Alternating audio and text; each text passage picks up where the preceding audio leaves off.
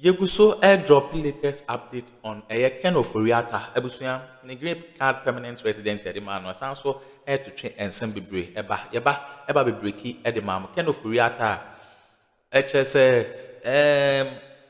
ne permanent residence green card at the man I likely see a bit to me I revoke and yes also the bremo say Attorney General Ekokushia US Justice Department now Okokushia on omono Yemfa ho update bi anya den and by bets ene ye de ho update ebrem Attorney General finally wakwa koshia US Justice Department officially wa submit Ken Ofori Atta ne documented charges sisiano ode ama US Justice Department abusuya Attorney General wa file sa documents nyina de ama akesefo na right now akesefo ne nso ensa etumi asoma echese omo nso ehwehwe muti no sisi ade Ken Ofori Atta green card ya de man ne de onyan kra nanka yamfa ama no nka ope baby ehye nanka oba Ghana ebe face justice abusuya intini abepe se yebemma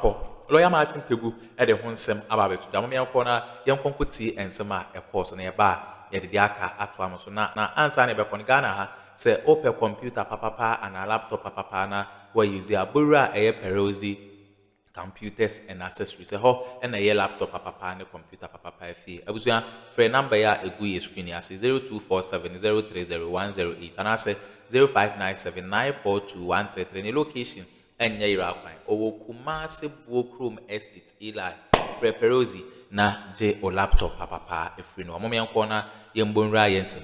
There's been a consistent position that his lawyers have taken that even though he has been charged the 28 charges the OSP has leveled against him, they have not been officially notified. And there has to be, because you're talking about a trial as absentia, there has to be that official notification before the trial and absentia can take place, correct? Yes.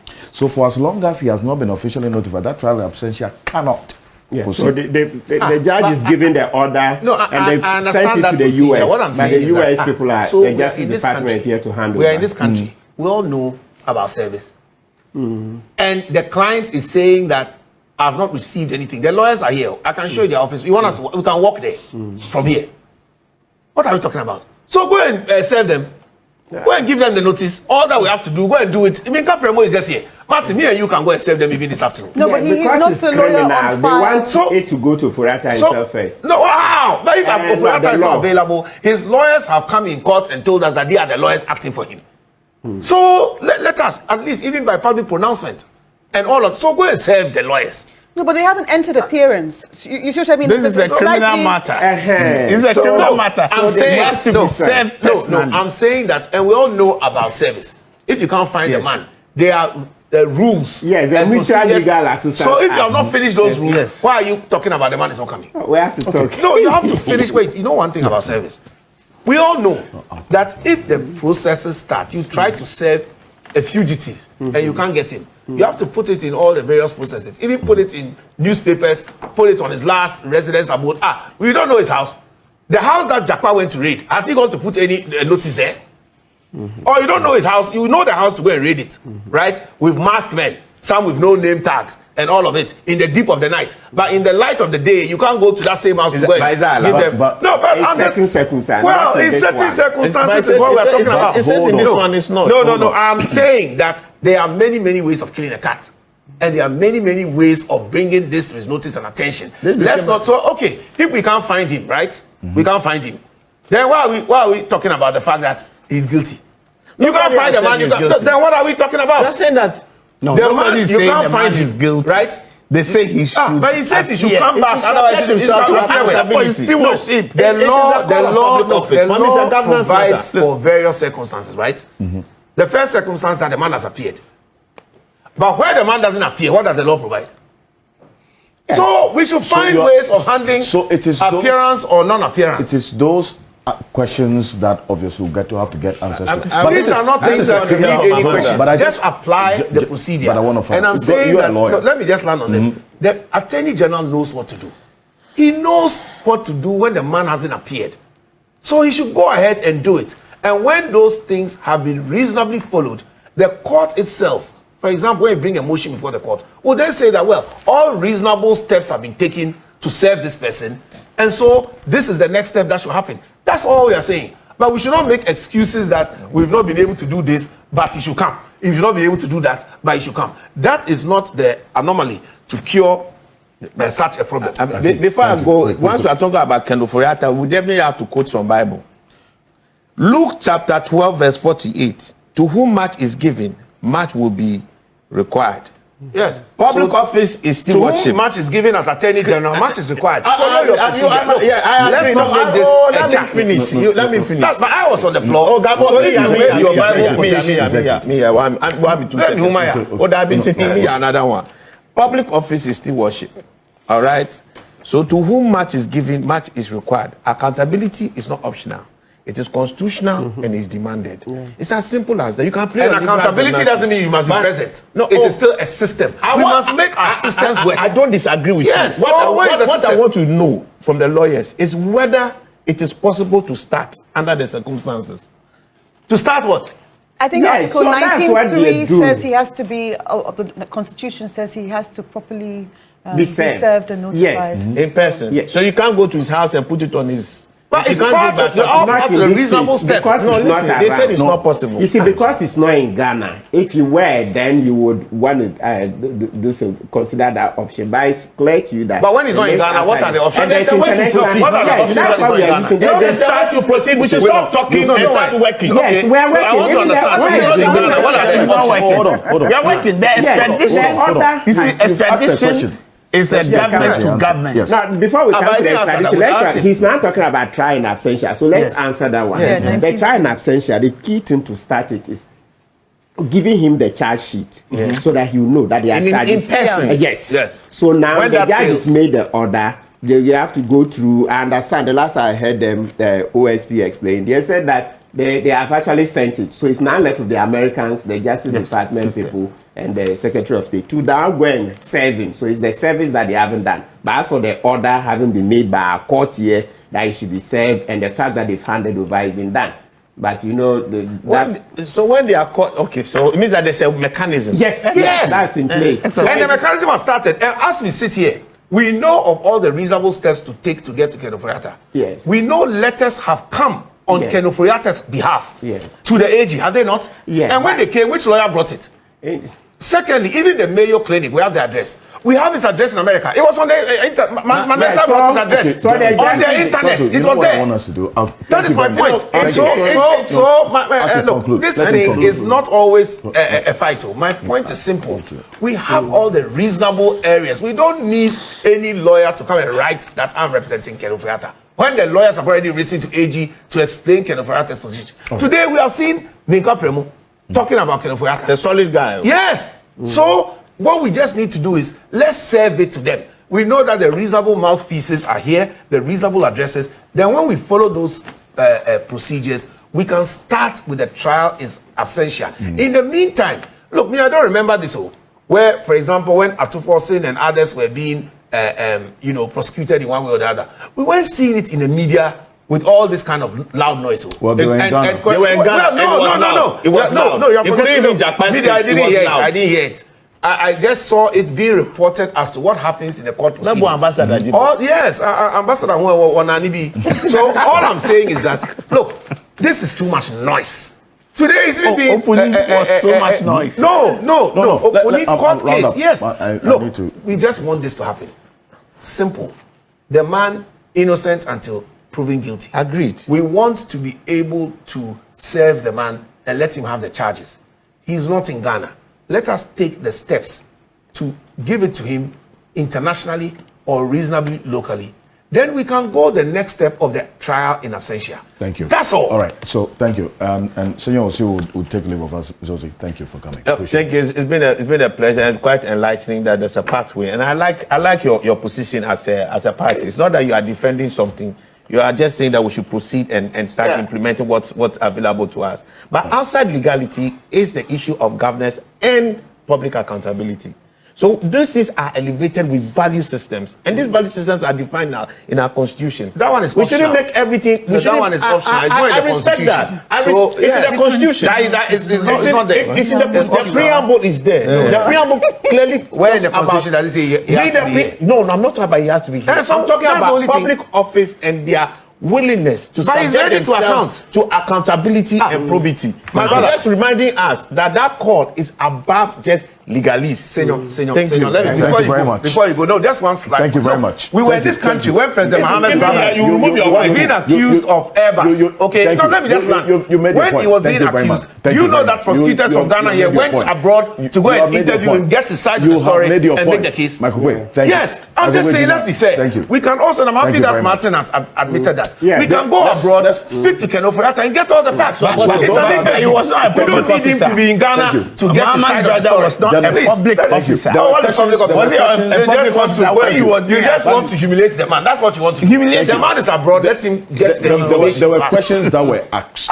And so you can take your leave now. Thank you. Yeah. Now, as to how this particular process can proceed without Ken Ofori Atta being in Ghana, I think that's where the matter is now. The proposal of a trial in absentia can only take place only after Ken Ofori Atta has been served. That's correct. Now, he is not in the jurisdiction. And this is a criminal matter, so he would have to be served personally. Yes. What other processes can be employed to get him to be served personally, even if he doesn't come to Ghana physically? Okay. The option of his lawyers, as in Nenka Premo, being served because they represent him legally here, is that feasible? No, it's not so far until our Supreme Court decides otherwise. Okay. So that's how come we decided. When I say we, that's the prosecution as a country, because in this case we all want to Ofori Atta back. So we are saying we, that's the whole state. Right. That's how come it's been decided that the charges be sent to him in the U.S. Okay. And the judge has accordingly made the order. So my understanding from the OSP, people answering from the OSP, is that the orders were made and the charge sheet, the orders extra have been dispatched to the U.S. That's right. So that it's now left with the U.S. authorities to now serve Ofori Atta. So that's where the ball is in their court. They have to serve Ofori Atta. You see that sometimes their processes are slower than ours. Yes, you see, we Ghana extradition, we can finish within 3-4 months. But I see in the US, they take years. They are never finishing. So somewhere, somehow, sometimes their processes are slower, much slower than ours, right? So let's wait for the US authorities to serve him. Then, of course, the order would have the number of days for him to, show an interest in coming down or not. Because once he receives it, after a certain number of days, it's not coming down, then the trial will proceed. So let's wait. There's actually, even apart from our local laws, we have the Mutual Legal Assistance Treaty. Right. It's an international treaty that the nations have all signed up. So when you need help with some of these things, you would then apply, of course, through your foreign minister, to present it on behalf of the nation to the other nations so that the steps will be gone into. Even in the Mutual Legal Assistance Act, yes, there is provision for the person who is abroad to do video conference. Is there? So you see the time Ofori Atta said, he wanted to do video conference. Yes, it's in the treaty. So we could have taken that that's why I told you. So that brings us to the interesting part. Because of that collusion between Kissi Ejabe and Ofori Atta, they pretended that even this trial in absentia could not be done. What were they doing? They were buying Ofori Atta time. Because look, January of 2025, we can check the tape. Lawyer Tadio Sori was the first to come out that, look, let's do trial in absentia. Unfortunately for us, a lot of us, of course, that's how, of course, Tadio Sori, we all know, is much more experienced, all that. He saw it earlier. I remember even as of that time, some of us didn't understand. So we thought, it was serious sickness. So that I had sympathies for Ofori Atta, if you check. Because my point was that, but the man wrote to you. So my point was on accountability of this state institution. That I didn't even know Kissi Ejabe knew. So my anger was directed towards Julius Debra and Fremont Opare, because the letter shows that he wrote to outgoing chief of staff, and then what? Incoming chief of staff. So in the transition team, long, this is story short, Julius Debra had visibility. So these were the two people, Fremont Opari and this. That I didn't know that Kissi Jabin had seen. Then the matter began to change for me on two fronts. One, when it turned out that the man went to do a biopsy. Look, put on the medical doctor. Biopsy is not any complex surgery.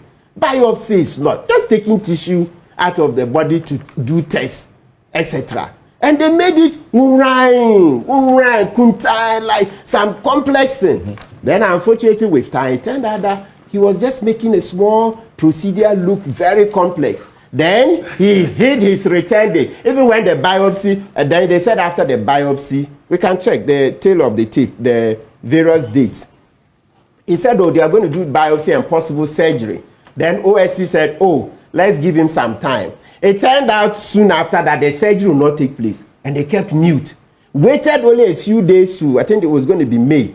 Yes, that he was to come. Then his lawyers here wrote to the OSP to say that, oh, he's not able to come. Now he needs further time. Meanwhile, when the surgery didn't take place, the quickest thing would have been to fly down, come and go through the procedures, get bail, and then you can apply that you want to go back to the US for medical care. That was an option. Yes, and that would have shown bona fides, everything. Me, I would have supported it.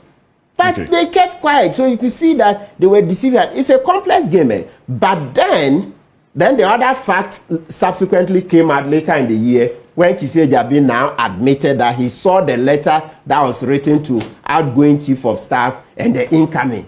And then he says he ran to NIB, that's a BNI today. He didn't get help. Went to National Security, didn't get help. It turned out they are false. I'm sure I've shown you the letters. I wrote to BNI, they responded that Kissi Jabin never came. Apart from the letter, I also checked with previous people in charge, etc. He never went there. He was lying. He said he went to National Security. National Security wrote that they didn't see him there. It's immigration. So Ghana immigration, look, you have to respond to that letter. So far, it's Ghana immigration that has been dodging, doing, I don't know what sympathies they have for this in Kissi Jabin. What exactly were you seeking in that letter? Yes, they should tell me, did he come there? Did he come to Ghana Immigration Service that they should arrest Ofori Atta at the airport and listen, they didn't respond. But so far, 2 out of the 3 institutions he's mentioned, they turned out to be false. So then, it tells you the whole plot. The whole plot, and then add the other thing. So they said, no, try and absentia cannot be done. Sami Daku, who sent you notices. Check the tape. Sami Daku, I have private conversations with Sami Daku those days before they arrested me and we fell out. He said, try and absentia, it can never be done. He said, try and absentia can never be done because Ofori Atta didn't go to court once and fled. He says, what he said now is that the trial in absentia can only take place after he has been served. That's all. Yes, and I'm telling that he's now changed. So I'm telling that the whole thing they did, I think Sami Daku, that's my accusation, he and Kissi Jabin, they deliberately were making the case that try and absentia so that they'll buy him time. To come and give us the opinion. Because they bought him time. It's too personal. We are talking of Kenneth Ofori Atta's situation. Yes, I'm telling you. Wait, let me. You had your time. He spoke first. No, he didn't. He spoke first. It was just about the. No, you spoke first. Hold on. No, it was just about the permanent resident. Wait. No, so I'm telling you that in January. He's now speaking. In January, all we are saying is that in January 2025, when Senior Tadiosori said, do try and absentia, check, just go, you will see. OSP, they were denying that, you can't do try and absentia. When the man was leaving, there was no case. So unless you bring him into Ghana, you can't. I'm telling you that's what Sami Daku was saying all over, that you can't do try and absentia. Challenging lawyers. That which authority? Okay, now you can try him. Yes, and the history is important.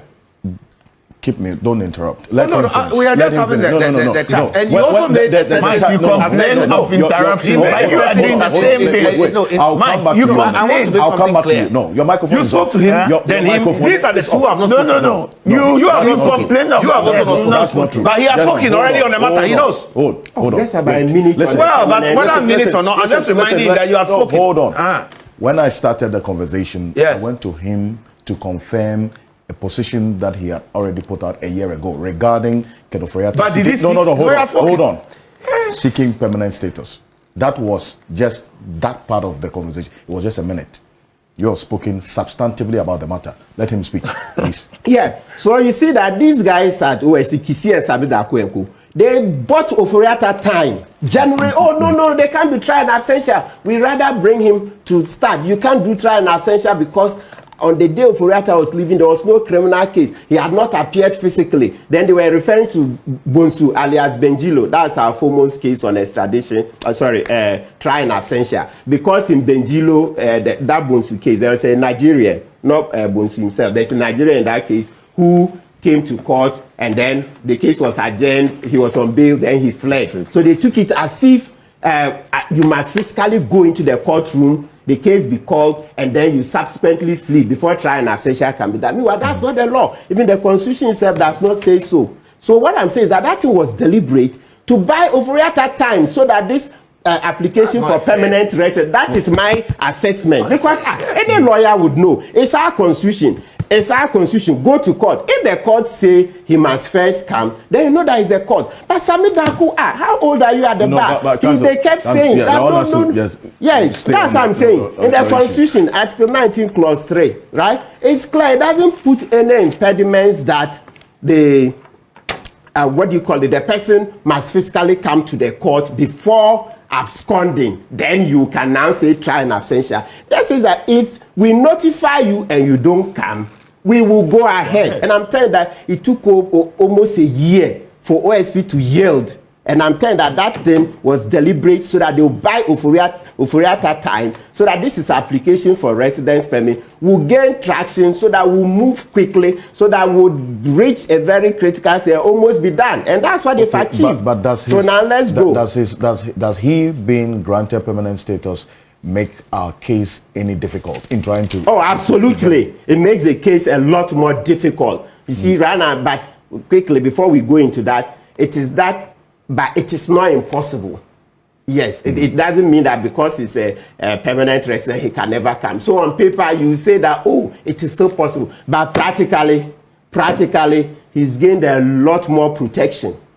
And let's not forget, in this analysis, so as a permanent resident, he can roam the U.S. now freely, he can work, the U.S. Constitution protects him, etc. So I think the U.S. would likely give him up. Even leave aside for now John Ashcroft that he has as one of his lead lawyers, Ashcroft, who is a lobbyist. And I keep saying, see, people don't understand. Let's make this point. Ashcroft is not just a lawyer and former Attorney General of the U.S. He's also a lobbyist. Lobby, like what Ghana, we've not structured it so well. And the U.S., there are laws, etc. Because, you know, a lot of lobbying involves influence peddling and corruption. A lot of lobbying, right, involves influence peddling and corruption. So it's that area, some gray area, they work in that areas. And so I'm telling you that the influence that John Ashcroft has to get to Ofori here, Master, the best would be that Addo and the NPP ask Ofori to calm down.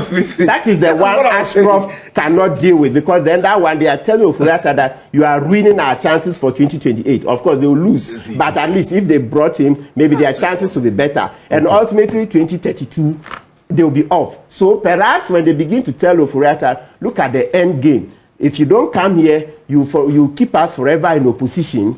Okay, so it's better that you came down so that you face the charges. So that even if he's convicted, who knows? By 2032, if you come, you can give him a pardon. You see? By 2032, you see that at least you have done 5 years. You know Ghanaians generally. He's not guilty. Don't talk like that. Don't talk like that. Yeah, we are giving the scenario. He's not guilty. Right? He's innocent. So as we speak, the alternative now, taking into consideration the realities that we are faced with, what is the most potent option that can be resorted to by law enforcement agencies to get him to be officially and personally notified for either trial in absentia to take place or for him to be brought to Ghana personally to answer to the questions? Also, for law enforcement, as I said, my understanding from the news portals, etc., is that the documents, the charge sheet, and the orders are with the Justice Department. Well, as whether they've also handed over, we don't know. So perhaps they should be, the Attorney General met, the Attorney General in the Yoko bombs, they met the FBI, etc. The Department of Justice. I think earlier in the week. Earlier in the week. Yes. So maybe if it's possible, you know, some of these things they don't like putting all out in the media, but at least some general information will be useful. That where are we? As for serving Ofori, that one, I don't think it's a sensitive matter. No, right. So at least maybe AG, Dr. Dominica Ayine and Stremside, they should look at it and tell us how close are we. So that, and also when he receives it, how many days did the judge give? Is it 30 days or 2 months after? If it doesn't come, then we continue. That would be very useful. I don't think that is sensitive because these are court documents. They are these are public information. Where has the Justice Department reached? That's the U.S. authorities in terms of getting Ofori served. That is very key. Let's get that information out into the media so that we see that at least work is being done. So that there will be little space for people who want to, you know, spin, you know, political actors who want to spin all this and say Ora is dead, because they are not seeing how far Ofori trial is going. But at least the fact that the papers are of the U.S. authority is a significant progress, right? Right. Yes. So that is it. So please. Okay. Thank you. I'm going to Madam Clayton, but let me acknowledge the presence of Manasseh Azure Awene.